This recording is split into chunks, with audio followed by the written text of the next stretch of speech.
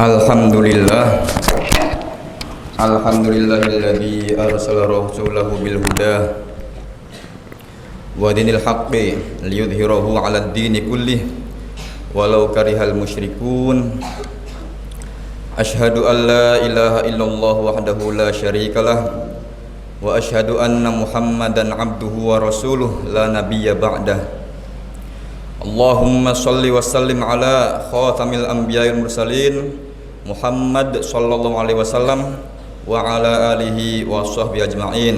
Amma ba'd. Fa ya ibadallah, usikum wa nafsi bitaqwallah, faqad fazal muttaqun.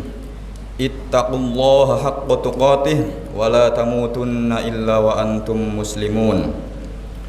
Qala Allah Ta'ala fil Qur'anil Karim, wabtaghi fima ataakallahu ad-daral akhirata wa la tansa nasibaka minad dunya wa ahsin kama ahsanallahu ilaik wa la tabghil fasada fil ardi innallaha la yuhibbul mufsidin. Hadirin sidang Jumat rahimakumullah, puji syukur kita panjatkan kepada Allah Subhanahu wa taala atas limpahan rahmat dan nikmatnya yang tidak terhitung. Kita tidak mampu untuk menghitungnya. Wa in ta'uddu ni'matallah la tuhsuha. Shalawat serta salam semoga selalu tercurahkan kepada junjungan kita Nabi besar Muhammad sallallahu alaihi wasallam. Semoga kita kelak mendapatkan syafaatnya. Amin amin ya rabbal alamin. Pada kesempatan yang baik ini, khotib hendak mengingatkan, menyerukan kepada kita semua agar senantiasa menjaga serta meningkatkan ketakwaan kita kepada Allah Subhanahu wa taala dengan senantiasa menjalankan segala perintahnya dan menjauhi segala larangannya semaksimal mungkin, karena sebaik-baiknya manusia adalah yang paling bertakwa kepadanya. Sidang Jumat rahimakumullah, Allah Subhanahu wa taala menciptakan bumi sebagai tempat tinggal kita, makhluk. Lalu menempatkan mereka di bumi untuk apa? Untuk memakmurkan, untuk memelihara segala yang ada di muka bumi ini demi kebutuhan mereka sendiri. Secara khusus makhluk yang dimaksud adalah manusia, sebab manusia diciptakan di muka bumi ini sebagai khalifahnya. Allah mengamanahkan manusia untuk memakmurkan bumi, untuk menjaga, melestarikan segala apa yang ada di bumi. Artinya kepedulian kita terhadap pelestarian, terhadap pemanfaatan segala apa yang ada di bumi itu merupakan sebuah keniscayaan, karena itu merupakan perintah Allah.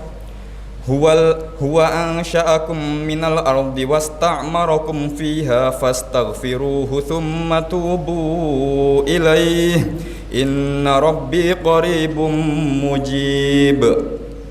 Dia telah menciptakan kamu sekalian dari bumi, tanah, dan menjadikan kamu sebagai pemakmurnya. Karena itu, mohonlah ampun kepadanya, kemudian bertaubatlah kepadanya. Sesungguhnya Tuhanku amat dekat, rahmatnya amat dekat, lagi maha mengijabah doa-doa hambanya.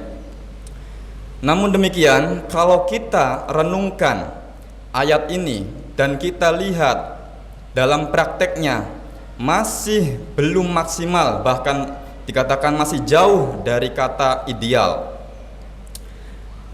Bagaimana mungkin kita dikatakan ideal kalau kita lihat dalam kenyataannya, realitas hari ini masih banyak bencana alam, banjir di mana-mana, apalagi bulan-bulan akhir ini, ya, kebakaran. Bukan hanya di Indonesia, tapi juga di berbagai wilayah dunia. Oleh karena itu, marilah kita renungkan kembali bahwa itu sebenarnya fakta yang miris, yang ironis, yang patut layak kita renungkan kembali tentang amanah yang kita emban dari Allah Subhanahu wa taala, yaitu isti'mar, bagaimana kita mengelola, melestarikan lingkungan yang ada di bumi ini.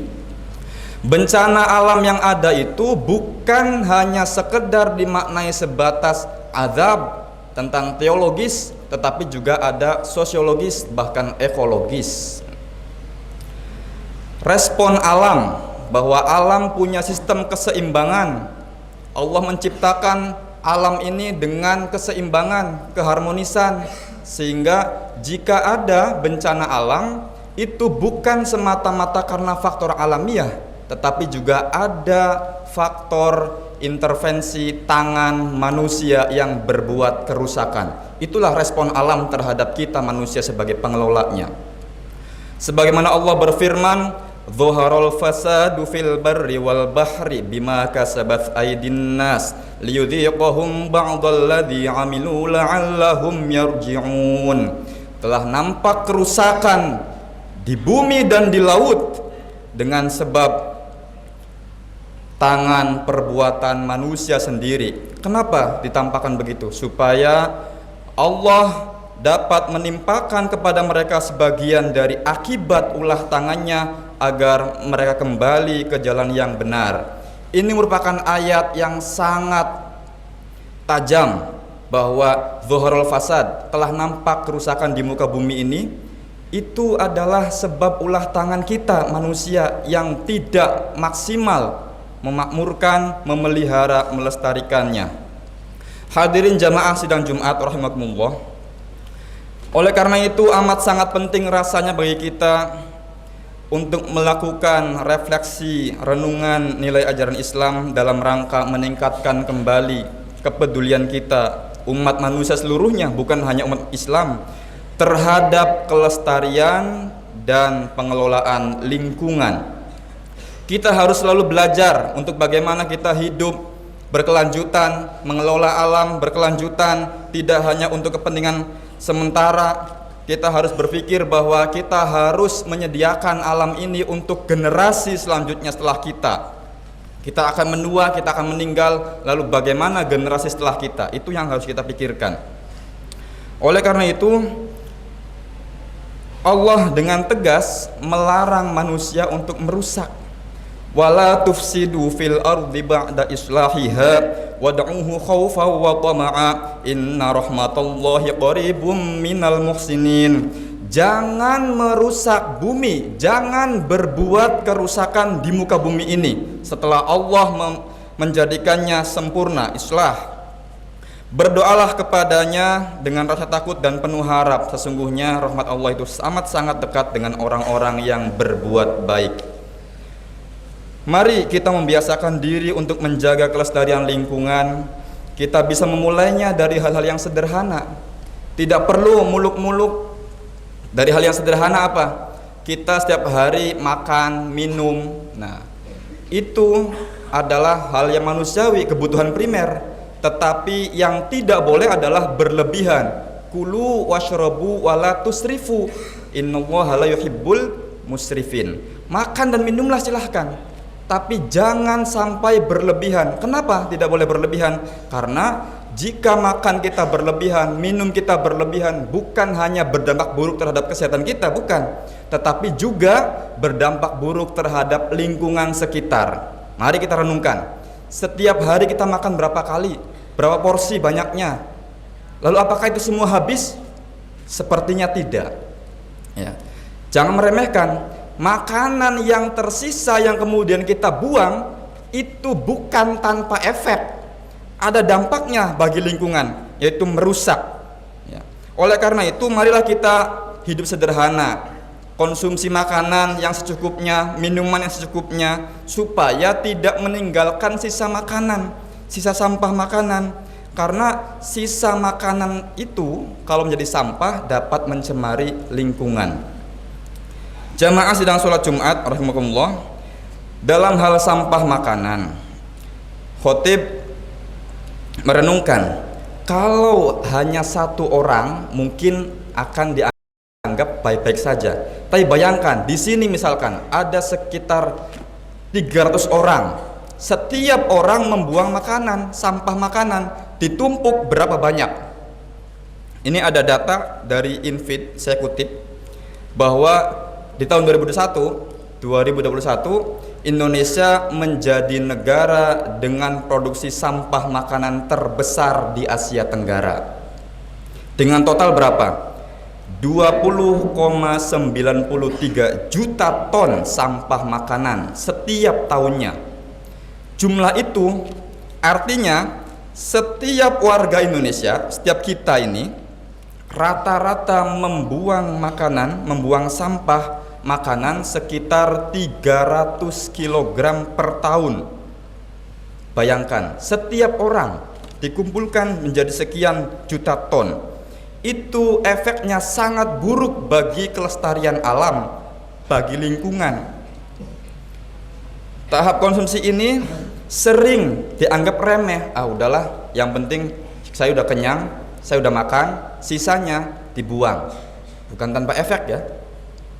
Kalau kita lebih dalam lagi, apa yang kita makan, nasi, itu adalah hasil jerih payah para petani. Kita mendapatkannya instan, tapi coba kita pikirkan runtutannya. Dari mana beras itu didapatkan? Bagaimana pengelolaan beras? Bagaimana menanamnya? Para petanilah yang menanam padi menjadi beras yang kemudian menjadi nasi yang kita makan. Coba kita renungkan itu. Kalau kita berhasil merenungkan dengan dalam apa yang kita makan, apa yang kita konsumsi, maka niscaya diharapkan kita akan lebih menghargai makanan yang kita miliki. Tidak menghambur-hamburkan. Banyak jasa di sana. Sehingga hati-hatilah terhadap makanan ini atau minuman. Hari ini apalagi di era yang serba instan, kita beli makanan hampir tidak ada yang tanpa bungkus, tanpa mengandung sampah, plastik terutama. Itu bahaya itu. Kalau tidak direnungkan maka akan menjadi sampah yang sangat menumpuk. Mungkin di sekeliling kita terlihat bersih, terlihat rapi, tidak ada sampah yang berserakan, tetapi kemanakah sampah yang kita buang ke tong sampah itu? Bukan melebur, bukan hilang kayak barang gaib, bukan. Tapi itu didistribusikan ke suatu tempat yang di sana menumpuk sangat tinggi, menggunung, menjadi gunungan sampah. Itulah kontribusi kita. Dan itu sangat berdampak terhadap kehidupan sekeliling manusianya, masyarakat sekitar gunung sampah itu.